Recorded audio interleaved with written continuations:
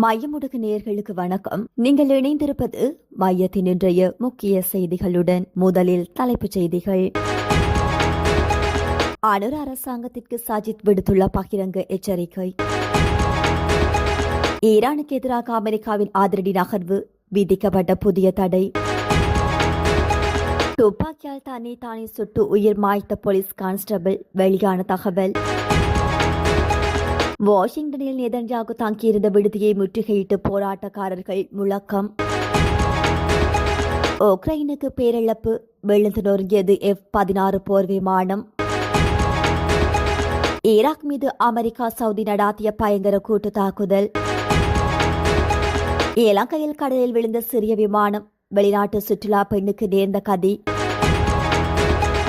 இலங்கை நாடாளுமன்றத்தை இலக்கு வைத்து சைபர் தாக்குதல், விடுக்கப்பட்டுள்ள எச்சரிக்கை. தொடர்வன விரிவான செய்திகள்.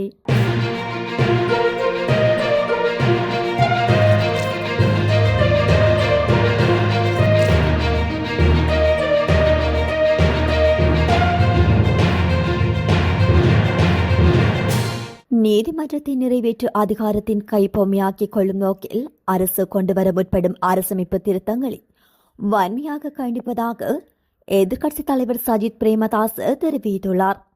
ஊடகங்களுக்கு நேற்று கருத்து தெரிவிக்கும் போதே அவர் இதனை குறிப்பிட்டுள்ளார். மக்களிடமிருந்து அரசுக்கு ஆணை கிடைத்தது நிறைவேற்று அதிகாரமுடைய ஜனாதிபதி முறையை ஒழிப்பதற்காகவே தவிர நீதிமன்றத்தை நிறைவேற்று அதிகாரத்தின் கைப்பொம்மையாக்கிக் கொள்வதற்கு அல்ல. அத்துடன் நீதி அரசர்களின் ஓய்வு பெறும் வயதிலேயே மாற்றி நீதிமன்றத்தின் மீது நிறைவேற்று அதிகாரம் செல்வாக்கு செலுத்த முற்படுவது மிகவும் வெட்கக்கேடான ஒரு செயலாகும். சட்டம் நிறைவேற்று அதிகாரம் மற்றும் நீதித்துறை ஆகிய 3 தூண்களின் மீதே ஜனநாயகம் நிலைநிறுத்தப்பட்டுள்ளது. அதிகார பகிர்வு மற்றும் சமன்பாடுகள் தொடர்பில் ஜனாதிபதிக்கோ அல்லது நீதி அமைச்சருக்கோ புரிதல் இல்லாவிட்டால் மொஸ்டெஸ்கி நூலை படித்து பாருங்கள். அரசின் இந்த ஒரு தலைப்பட்சமான சர்வதிகார போக்குக்காக நாட்டு மக்கள் கைகட்டிக் கொண்டு பார்த்து கொண்டிருக்க மாட்டார்கள்.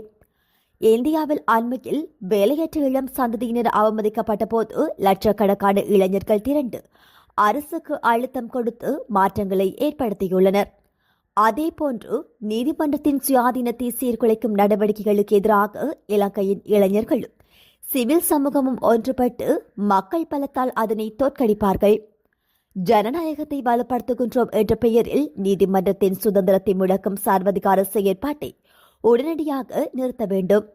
நாட்டின் சட்டத்தின் ஆட்சியை பாதுகாப்பதற்கும் நீதிமன்றத்தை பாதுகாப்பதற்கும் பொறுப்புள்ள எதிர்க்கட்சியாக ஐக்கிய மக்கள் சக்தி எந்தவொரு தியாகத்துக்கும் முகம் கொடுக்க தயார் என குறிப்பிட்டுள்ளார். 2 ஈரானிய நிறுவனங்களுக்கு எதிராக ட்ரம்ப் நிர்வாகம் தடைகளை விதித்துள்ளதாக சர்வதேச ஊடகங்கள் செய்தி வெளியிட்டுள்ளன. ஹோர்முஸ் நீரிணையின் பாதுகாப்பிற்கு அச்சுறுத்தலாக இருக்கும் கும்பலுக்கு ஆதரவளித்ததாக குற்றம் சாட்டி இந்த தடைகளை அமெரிக்கா நடைமுறைப்படுத்தியுள்ளதாக தெரிவிக்கப்பட்டுள்ளது. பெரிசின் கல்ஃப் மரைன் இன்சூரன்ஸ் கம்பெனி மற்றும் Hormuz safe marine service authority ஆகிய 2 நிறுவனங்களும் ஹோர்முஸ் நீரிணையை கடக்கும் வணிக கப்பல்களிடமிருந்து பணம் அறவிடும் ஈரானிய புரட்சிகர பாதுகாப்பு படை சார்ந்து பறிக்கும் திட்டத்தின் முக்கிய பிரிவாக செயற்படுவதாக அமெரிக்க திரைசேரி குற்றம் சாட்டியுள்ளது. ஈரான் இந்த முக்கிய நீர்வழி பாதையின் மீதான தனது கட்டுப்பாட்டை தக்க வைக்க முயல்வதால் இங்கு தடையற்ற மற்றும் திறந்த போக்குவரத்தை மீண்டும் உருவாக்குவது அமெரிக்காவிற்கு ஒரு பெரிய பாரிய பிரச்சனையாக நீடித்து வருகின்றது. அமெரிக்க திரைசேரியின் தகவல் படி இந்த நிறுவனங்கள் வழங்கும் காப்பீடு கப்பல்களை பறிமுதல் செய்வது போன்று பெரும்பாலான ஈரானினாலேயே உருவாக்கப்படும் அபாயங்களுக்கு துணை போவதாக தெரிவிக்கப்படுகின்றது. இதன் மூலம் கிடைக்கும் வருவாய் அந்நாட்டின் பயங்கரவாதம் மற்றும் ஊழல் நடவடிக்கைகளுக்கு நிதியளிக்கவே பயன்படுத்தப்படுவதாக தெரிவிக்கப்பட்டுள்ளது.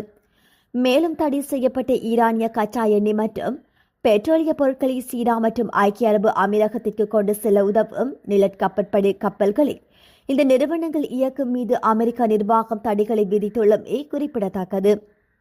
பாணந்துறை வலான ஊழல் ஒழிப்பு பிரிவில் கடமையாற்றி வந்து 28 வயதுடைய போலீஸ் கான்ஸ்டபிள் ஒருவர் தனது சேவை துப்பாக்கியால் தானே சுட்டு உயிரை மாய்த்துக் கொண்டுள்ளார். இந்த சம்பவம் நேற்று அதிகாலை பாணந்துறை வலான போலீஸ் நிலையத்தின் பிரதான வாயிலுக்கு அருகில் இடம்பெற்றுள்ளதாக தெரிவிக்கப்பட்டுள்ளது. சம்பவத்தில் காயமடைந்த போலீஸ் கான்ஸ்டபிள் உடனடியாக பாணந்துறை தெற்கு வைத்தியசாலையில் அனுமதிக்கப்பட்ட போதிலும் சிகிச்சை பலனின்றி உயிரிழந்துள்ளார். பேராதனை பகுதியைச் சேர்ந்த குறித்த போலீஸ் கான்ஸ்டபிள் அவருக்கு வழங்கப்பட்டிருந்த T56 ரக சேவை துப்பாக்கியை பயன்படுத்தி தன்னைத்தானே சுட்டுக் கொண்டதாக போலீசார் தெரிவித்தனர். சம்பவம் தொடர்பான மேலதிக விசாரணைகளை போலீசார் முன்னெடுத்து வருகின்றனர். வாஷிங்டன் டிசியில் இஸ்ரேலிய பிரதமர் பெஞ்சமின் நேதன்யாகு இரவு உணவருந்திக் கொண்டிருந்த விடுதிக்குள் திடீரென நுழைந்த பாலஸ்தீன ஆதரவு போராட்டக்காரர்கள் அவருக்கு எதிராக தீவிர முழக்கங்களை எழுப்பியுள்ளனர். இதன்போது பிபிபிபி உங்களால் மறைய முடியாது, நீங்கள் இனப்படுகொலை செய்கிறீர்கள் என முழக்கமிட்டவாறு விடுதியின் உணவக பகுதிக்குள் நுழைந்த ஆர்வலர்கள் நெதன்யாகுவிற்கு தங்களது பலத்த எதிர்ப்பை வெளியிட்டுள்ளனர். மத்திய கிழக்கில் தொடரும் மோதல்கள் மற்றும் காசா மீதான தாக்குதல்களுக்கு எதிர்ப்பு தெரிவித்து அமெரிக்காவிற்கு வருகை தந்துள்ள நெதன்யாகுவின் பயணத்தை கண்டிக்கும் வகையில் இந்த உடனடி போராட்டம் முன்னெடுக்கப்பட்டுள்ளது. பாதுகாப்பு படையினர் உடனடியாக தலையிட்டு போராட்டக்காரர்களை வெளியேற்றிய போதிலும் இந்த சம்பவம் அங்கு பெரும் பரபரப்பை ஏற்படுத்தியமை குறிப்பிடத்தக்கது. போர்ப்படையில் ஈடுபட்டிருந்த உக்ரைனின் F-16 போர் விமானம் ஒன்று விழுந்து நொறுங்கி விபத்துக்குள்ளாகியுள்ளதாக சர்வதேச ஊடகங்கள் செய்தி வெளியிட்டுள்ளன. அவசர கால வெளியேற்றத்தை பயன்படுத்தி விமானத்திலிருந்து பாதுகாப்பாக வெளியேறியுள்ள நிலையில் மருத்துவ பரிசோதனைகளுக்காக அவர் மருத்துவமனைக்கு கொண்டு செல்லப்பட்டுள்ளதாக உக்ரைன் விமானப்படை தெரிவித்துள்ளது. ரஷ்யாவின் வான்வெளி இலக்குகளை இடைமறிக்கும் பணியில் ஈடுபட்டிருந்த போது ஏற்பட்ட தொழில்நுட்ப கோளாறு காரணமாக இந்த சம்பவம் இடம்பெற்றுள்ளதாக தெரிவிக்கப்படுகின்றது. எவ்வாறாயினும் குறித்த விபத்துக்கான காரணத்தை கண்டறிய விமானம் விழுந்து நோக்கிய இடத்தில் நிபுணர்கள் தீவிர ஆய்வு நடாத்தி வருவதாக உக்ரைனிய வட்டாரங்கள் தெரிவிக்கின்றன. இதேவேளை இச்சம்பவத்தால் தரையில் பொதுமக்களுக்கோ அல்லது உடைமைகளுக்கோ எவ்வித சேதமும் ஏற்படவில்லை என அதிகாரிகள் தெரிவித்துள்ளனர். உக்ரைன் மீது ரஷ்யா நடத்தும் வான்வெளி தாக்குதல்களின் போது ஏவுகணைகள் மற்றும் ட்ரோன்களை இடைமறிக்கவும் முன்னிலை பகுதியில் உள்ள ரஷ்ய நிலைமைகள் மீது ஏவுகணை வீசி தாக்குதல் இந்த F-16 விமானங்கள் பயன்படுத்தப்பட்டு வருகின்றமை குறிப்பிடத்தக்கது. அமெரிக்க ராணுவ இலக்குகள் மீது ஜோர்தானில் நடாத்தப்பட்ட தாக்குதல்களுக்கு மிக கடுமையான பதிலடி கொடுக்கப்படும் என அமெரிக்க ஜனாதிபதி டொனால்ட் ட்ரம்ப் எச்சரித்துள்ளார். பாக்ஸ் நியூஸ் ஊடகத்திற்கு அளித்த பிரத்யேக பேட்டியில் பேசிய அவர், நாங்கள் அவர்களை மிக கடுமையாக தாக்குவோம், அவர்கள் பலத்த அடியை வாங்குவார்கள் என்று காட்டமாக தெரிவித்துள்ளார். இதற்கிடையே சவுதி அரேபியாவின் எரிசக்தி உட்கட்டமைப்புகள் மீது நடாத்தப்பட்ட தாக்குதல்களுக்கு பதிலடியாக ஈராக்கில் இயங்கி வரும் ஈரான் ஆதரவு பெற்று ஆயுதம் ஏந்திய குழுக்கள் மீது அமெரிக்காவும் சவுதி அரேபியாவும் இணைந்து இரவோடு இரவாக கூட்டு வான்வெளி தாக்குதல்கள் நடாத்தியுள்ளன. இந்த திடீர் தாக்குதல்களாலும் இரண்டு நாட்டு அதிகாரிகளின் தீவிரமான எச்சரிக்கைகளாலும் பிராந்தியத்தில் பெரும் பரபரப்பு நிலைமை உருவாகி வருகின்றது. இருப்பினும் வெள்ளை மாளிகையின் தற்போதைய நிலைப்பாட்டில் பெரிய மாற்றம் எதுவும் இல்லை என்று தெரிவிக்கப்பட்டுள்ளது. ராணுவ ரீதியிலான அழுத்தத்தையும் பொருளாதார தடைகளையும் தொடர்ந்து பராமரித்து வரும் அதே வேளையில் ஈரானுடன் ராஜதந்திர ரீதியிலான அமைதி பேச்சுவார்த்தைக்கு தாங்கள் மிக மிக அருகில் இருப்பதாக ஜனாதிபதி ட்ரம்ப் நம்பிக்கை வெளியிட்டுள்ளார்.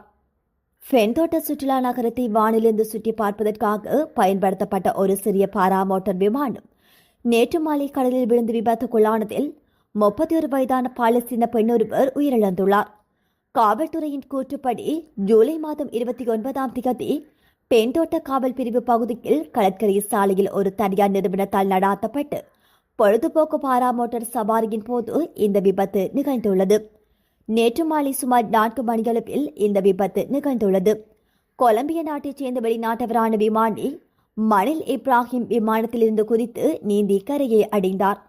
தொழில்நுட்ப கோளாறே விபத்து காரணம் என தெரிவிக்கப்பட்டுள்ளது. விமானமும் பெண்ணும் நீரில் மூழ்கி உயிரிழந்தனர். உயிரிழந்தவரின் உடல் நகோடா மருத்துவமனை பிரேத அறையில் வைக்கப்பட்டுள்ளது. இந்த சம்பவம் குறித்து ஃபென்தோட்ட காவல்துறை மேலதிக விசாரணைகளை மேற்கொண்டு வருகின்றது. இலங்கை நாடாளுமன்றத்தின் டிஜிட்டல் அமைப்புகளை குறிவைத்து இடைவெளி தாக்குதல்கள் நடாத்தப்படலாம் என எச்சரிக்கை விடுக்கப்பட்டுள்ளது. குறித்த விடயமானது நாடாளுமன்றத்தின் 2025ஆம் ஆண்டு செயல்திறன் அறிக்கையில் கண்டறியப்பட்டுள்ளது. அறிக்கையின்படி இலங்கை கணனி அவசர கள்ள ஆயுத குழு ஆய்வு காலத்தில் நாடாளுமன்றத்தின் தகவல் மற்றும் இணைய பாதுகாப்பு குறித்து ஒரு மதிப்பீட்டை நடாத்தியுள்ளது. இந்த மதிப்பீடு இணைய பாதுகாப்பு தொடர்பான 56 பகுதிகளை ஆய்வு செய்தது. அவற்றில் 46 பகுதிகளுக்கு உயர்மட்ட அபாயம் காணப்படுவதாக கண்டறியப்பட்டுள்ளது. இதன்படி டிஜிட்டல் அமைப்புக்குள் அங்கீகரிக்கப்படாத ஆளுகள் முக்கிய தகவல்களை திருடுதல் மற்றும் நிறுவனத்தின் செயல்பாடுகளை சீர்குலைத்தல் மற்றும் உத்தியோகபூர்வ வலைத்தளங்களை சிதைத்தல் உள்ளிட்ட தீங்கிழைக்கும் இணையவழி செயல்பாடுகள் நடைபெற வாய்ப்புள்ளதாக தெரிவிக்கப்பட்டுள்ளது. இந்த நிலையில் குறித்த இணைய பாதுகாப்பு குறைபாடுகளை நிவர்த்தி செய்ய உடனடி கவனம் செலுத்தப்பட வேண்டும் என்று ஆய்வில் பரிந்துரைக்கப்பட்டுள்ளது. இத்துடன் மையத்தின் இன்றைய முக்கிய செய்திகள் நிறைவு பெறுகின்றன. நன்றி.